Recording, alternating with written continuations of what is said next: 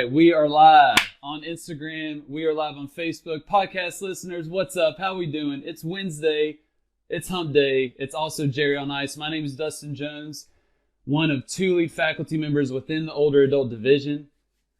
Oh, lovely seeing all y'all folks come in here. This is the PT on Ice Daily Show brought to you by the Institute of Clinical Excellence.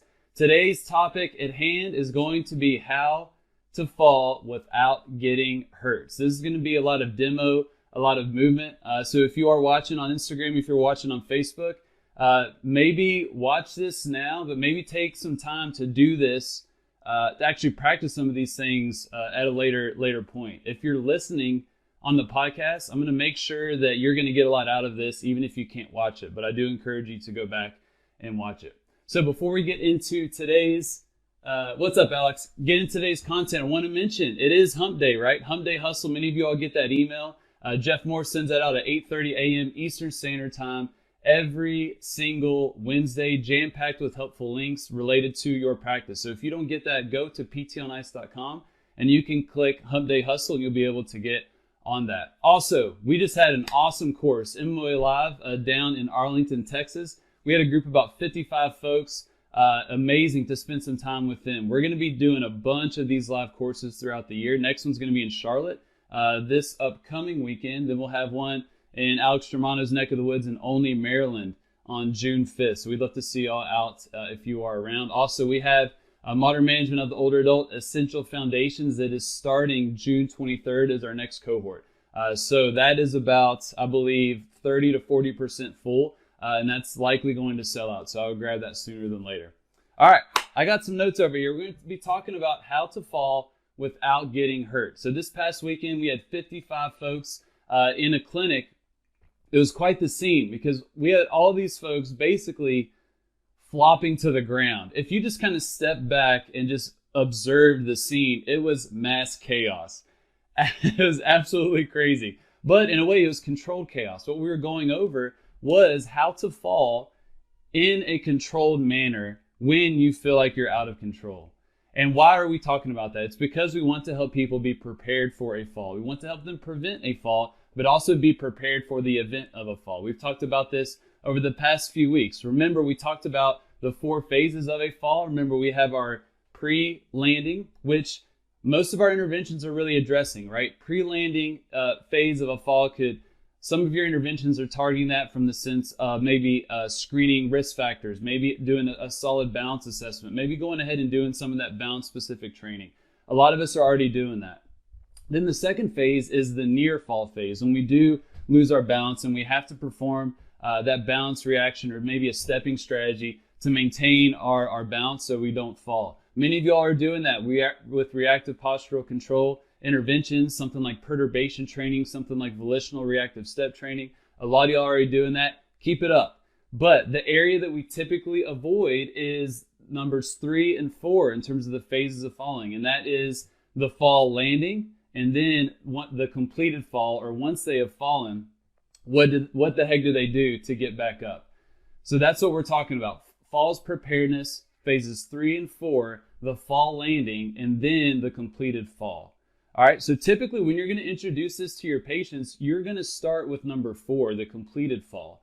As you can imagine, it may not be the best idea in terms of therapeutic alliance and building trust with your patient to teach them how to fall without ensuring that they can get up from a fall. So typically we'll start there. How to fall, lots of different techniques and tips and tricks that we can do to help people get up independently with furniture or with the assist of a caregiver as well. Good morning, y'all.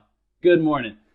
So let's say you already cover that. Let's say you want to teach people how to fall. All right, now before we get into some of these principles, we need to have an honest discussion of who this may be appropriate for or inappropriate for.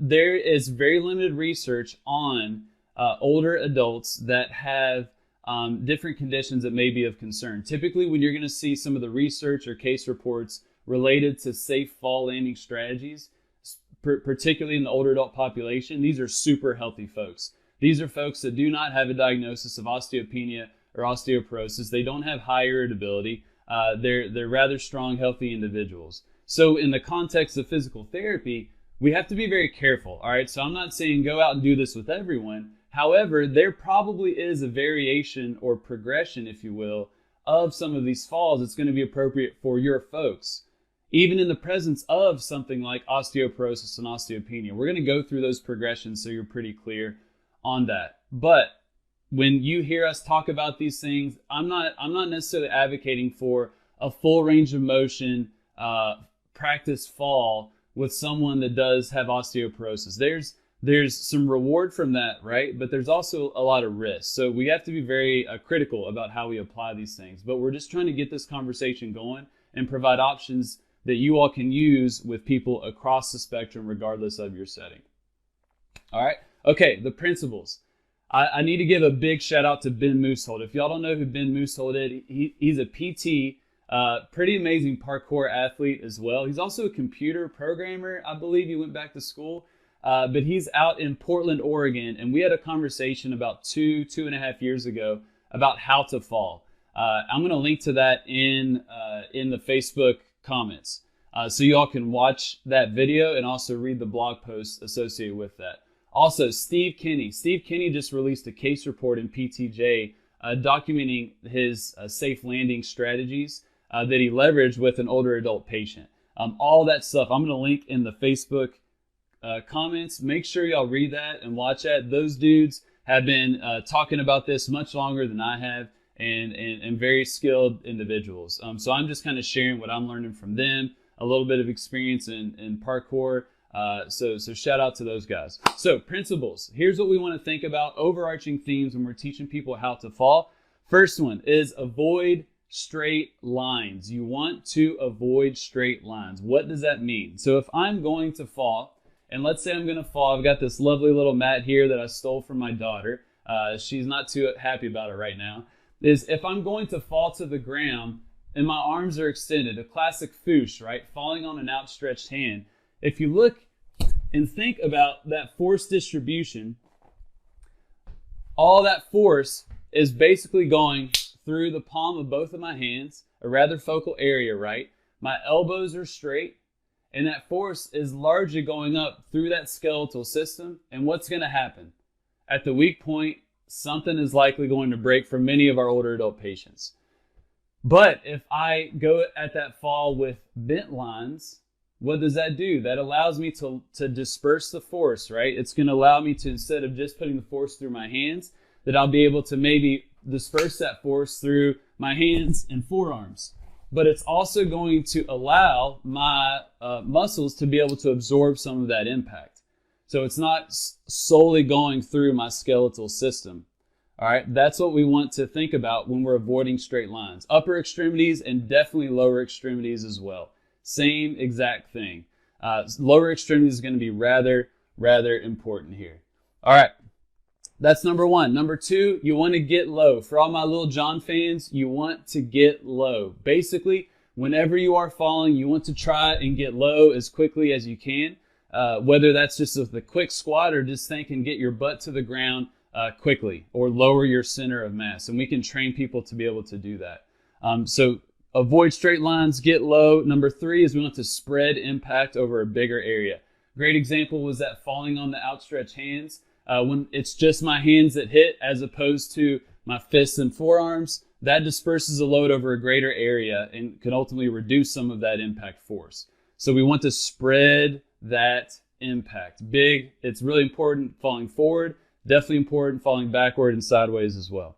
Number four, muscles are better than bones in terms of padding. So when we are trying to fall, we're trying to avoid some of these bony prominences and leverage some of the muscles that we may have, especially with the backwards roll throughout your back, and definitely even falling forward as well when we're trying to get our body on the ground. So muscles are going to be a little better than bones in absorbing force. Number five, for my Wu-Tang Clan fans, you need to protect your neck, all right? TBI, a traumatic brain injury, is a very common secondary injury to a fall for many individuals. Typically, it may be a fracture of the humerus or of the lower extremity, and then typically some type of head injury for a lot of individuals. But we can prevent a lot of that by protecting our neck. So this is most common in, let's say, a backwards roll. When I'm rolling backwards, that as I'm falling, I just don't want to let my head just kind of be hanging out there. I want to think tucking my chin to my chest. If I'm falling to the right, I'm going to tuck my chin to the left.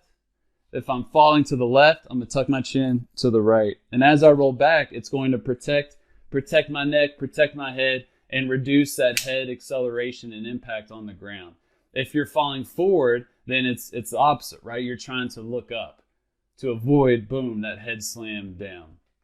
Protect your neck. Shout out Wu-Tang Clan. Last one, mats. Mats are going to be extremely helpful in practicing a lot of this stuff. So whether you steal your toddler's play mat here, or you have one in your clinic, or you leverage a therapy table, something like that is going to go a long way. Or you may go outside on the grass. That's going to be very, very helpful. But you want some padding to be able to practice this. So in the event of this fall happening in a rather difficult, dicey situation, a harder surface, they're going to be prepared for that. It just makes it a much more pleasant experience. We felt this in Dallas whenever we were on top of the therapy tables with all that plush matting. Awesome. When we went to the ground on the carpet, it makes it a little more challenging. It's a little tougher on the body. Also, you have some friction and abrasions there. So those are things you want to think about, especially when you're trying to do this with your patients. All right, let's get into this, shall we? Let's do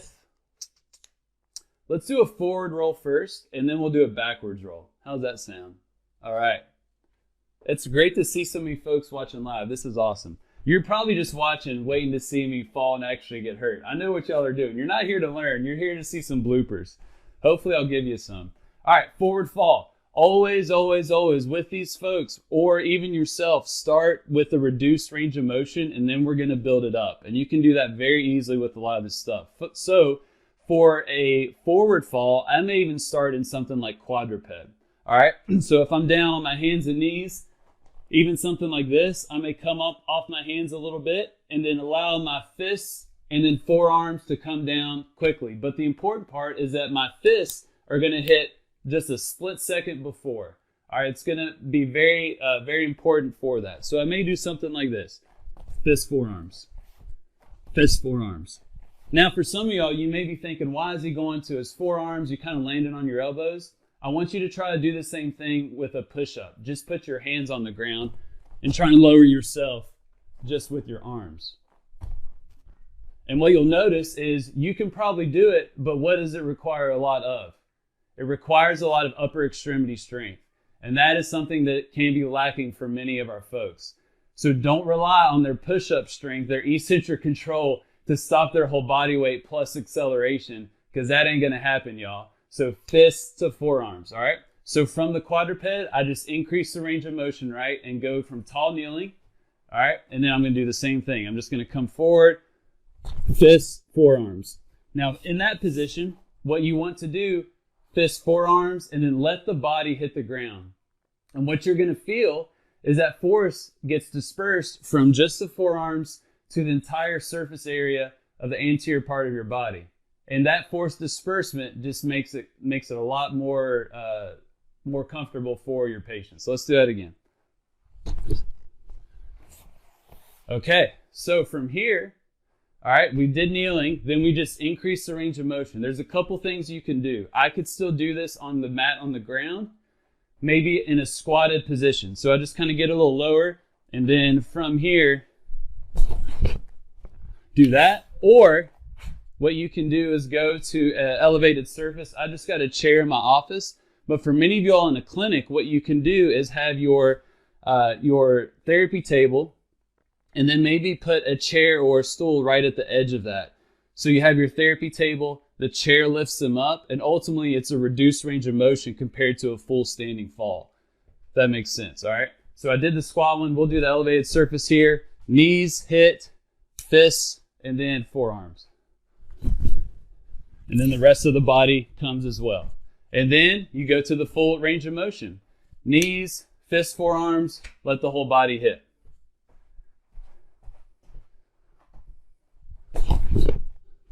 Just like that. You want to get low quickly, all right? So that portion of getting low quickly, getting the knees to the ground, may feel awkward for folks at first, but once they get a few reps, it ain't that bad, especially if you have some good padding. All right, now backwards fall. All right, same thing. We start with the reduced range of motion, right? So we're going to be in sitting. I'm just going to sit here. I think I have a good angle. I'm going to go down a little bit. I'm just going to sit and roll. But remember, protect your neck. Shout out Wu-Tang Clan. If I fall to the right, roll to the right, I'm going to tuck my neck to the left. If I roll to the left, I'm going to tuck my neck to the right. Or if I'm straight back, then my neck stays straight. So I'm just going to roll back, tuck my neck, and then come up. Increase the range of motion. I could just get in a squat, get my butt to the ground, come up, or go to that elevated surface. Therapy table, have them stand on a chair, something like that. Or I've got this chair here, same thing, get low, protect your neck, boom. Then you can go full range of motion and standing. Something else that you want to may think about is what are they doing with their arms? The arms can be very helpful. We don't want to fall out on that outstretched hand, right? But we may do something like a slap landing. So for those in martial arts that you practice this all the time, if you ever see kind of folks in MMA, UFC as well, when they get slammed to the ground, oftentimes you'll hear them, boom, slam the ground. And all they're doing there is dispersing some of that load, and it makes it a little easier on them. So you can incorporate that as you increase that range of motion. So we'll do a full standing here, get low, and then come back up. All right, no bloopers. I'm sorry, y'all. I know you were expecting something, but those went pretty well. I apologize. Maybe I'll share some bloopers from when I practiced the side falls, because that's a whole different story there. All right, so that's it. I want y'all to practice this. If you're watching live right now, go back. Maybe watch this later today. Pause it. Get a few reps of each variation. The sitting, crouched, or on an elevated surface, or full standing. Same thing for the forward roll, where you're quadruped kneeling, that reduced range of motion, then full standing. Give these a shot and be very thoughtful of who you're applying this to, because there is a lot of reward to be gained from this, but there is a lot of risk with certain individuals. All right. Facebook, video, Instagram, podcasters, be sure to look at that because I'm going to post all those links. If y'all have any suggestions, any questions, any thoughts or stories of you actually using this with your patients as well, feel free to drop them on Instagram or Facebook. Other than that, that's all I got. Thank y'all for your time. Have a lovely Wednesday. I'll talk to you soon. Hey, thanks for tuning in to the PT on Ice Daily Show. If you enjoyed this content, head on over to iTunes and leave us a review. And be sure to check us out on Facebook and Instagram at the Institute of Clinical Excellence. If you're interested in getting plugged into more ICE content on a weekly basis while earning CEUs from home, check out our virtual ICE online mentorship program at ptonice.com. While you're there, sign up for our Hump Day Hustling newsletter for a free email every Wednesday morning with our top 5 research articles and social media posts that we think are worth reading. Head over to ptonice.com and scroll to the bottom of the page to sign up.